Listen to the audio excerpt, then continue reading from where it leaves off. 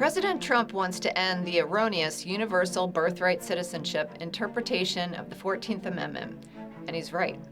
When Congress passed the 14th Amendment in 1868 to give former slaves and their children U.S. citizenship, they certainly were not contemplating doing so for children born in the U.S. to illegal alien parents. And there's no way they could have imagined an entire birth tourism industry arising from foreign women timing their travel to the U.S. to give birth to children here so the children would be conferred U.S. citizenship. This erroneous interpretation of the Constitution has become a serious problem with expensive and grossly abusive implications.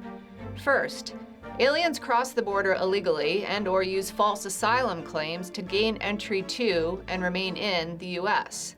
Once their child is born here, under current policy, the child is considered a U.S. citizen, even if the mother just entered the U.S. mere minutes beforehand. Because of that policy, the child is eligible for Social Security and various welfare benefits. But all those benefits are given to the illegal alien parent to be managed for the child. Without the parent's illegal immigration, the U.S. taxpayers would not be forced to pay for such welfare benefits. Second, illegal alien parents use birthright citizenship as a shield against their own deportation, arguing that they can't be deported because they have a U.S. citizen child. This indicates intent to exploit the erroneous policy and is a gross abuse of our immigration system.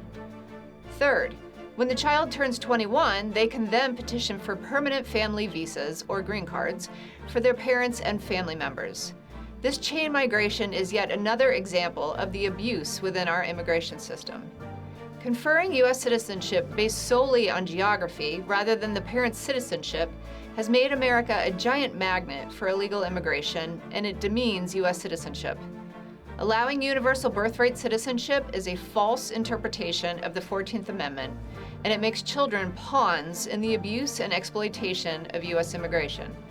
Most countries around the world don't allow universal birthright citizenship, and neither should the U.S.